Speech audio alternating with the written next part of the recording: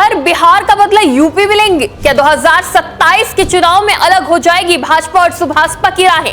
क्या सुभाषपा को मजबूती देगी आरएसएस? अब युवा तय करेंगे सुभाषपा का भविष्य। नमस्कार, टीवी 24 नेटवर्क देख रहे हैं आप। मैं हूं आपके साथ शिखा बहरोत्रा।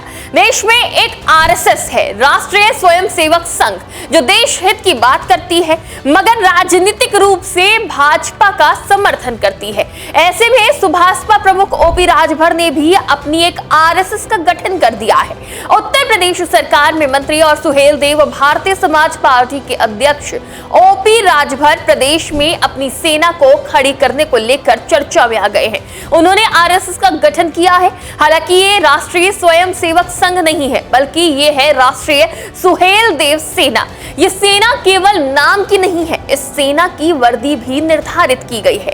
कंधे पर सितारे हैं, छाती पर बैज है, पैरेट कैप लगाए सेना के ये जवान हाथों में स्टिक लिए हुए भी नजर आएंगे।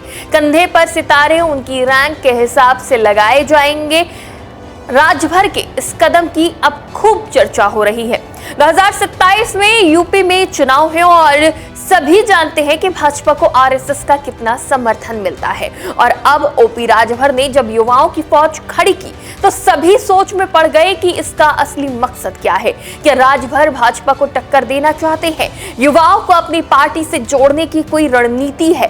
तो इस नई आरएसएस का गठन युवाओं को सही रास्ते पर लाने के लिए किया गया है।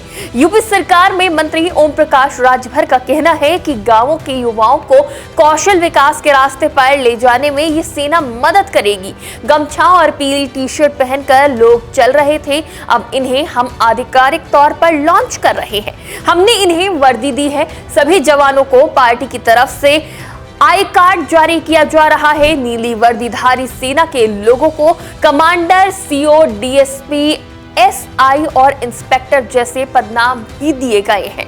आरएसएस की गठन को लेकर अरुण राजभर ने कहा है कि हम नहीं चाहते कि युवा गुमराह हो, गलत रास्ते पर चले। हम उनकी क्षमता का विकास करके उन्हें सही रास्ते पर ले जाएंगे। इसके लिए सेना काम करेगी। ओम प्रकाश राजभर ने कहा कि गांवों में रहने वाले 18 से 25 साल के युवाओं में भविष्य को लेकर संशय की स्थिति है। वो समझ ही नहीं पाते हैं कि आगे वो क्या करेंगे। ऐसे युवाओं को राष्ट्रीय सुहेल देव सेना के माध्यम से ट्रेनिंग दी जाएगी। उन्होंने आगे कहा कि अभी इसकी शुरुआत 22 जिलों में की गई है। आने वाले समय में इसे पूरे प्रदेश में विस्तारित किया जाएगा। उन्होंने कहा कि सेना में 1 लाख लोगों को शामिल करने का लक्ष्य है। इसको लेकर पार्टी के स्तर पर काम चल रहा है। तो वही बात करें राजनीतिक सवालों की, तो ये सवाल इसलिए भी उठ रहे हैं क्योंकि बिहार में ओपी राजभर भाजपा के साथ गठबंधन में चुनाव लड़ने के पूरे मूड में थे, मगर भाजपा ने साफ इनकार कर दिया। इसके बाद सुभाषपा ने अकेले अपने प्रत्याशियों को बिहार चुनाव में उतारा, लेकिन जीत नहीं मिली, जिसकी वजह से भी माना जा रहा है कि ओपी राजभर बदले के मूड में हो सकते हैं। बिहार चुनाव में हुई बेइज्जती का बदला ले सकते हैं, लेकिन फिलहाल ऐसा कुछ होता नजर नहीं आ रहा है। आरएसएस के गठन को देखें तो सुभाषपा ने युवाओं को पार्टी की नीतियों से जोड़ने के लिए अपने कार्यकर्ताओं को तैयार किया है।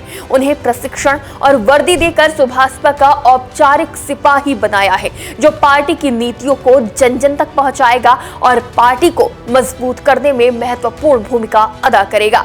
इस पूरे मामले पर आपकी क्या राय है, हमें जरूर बताइएगा। फिलहाल के लिए इतना ही। आप देखते रहिए टीवी 24 नेटवर्क।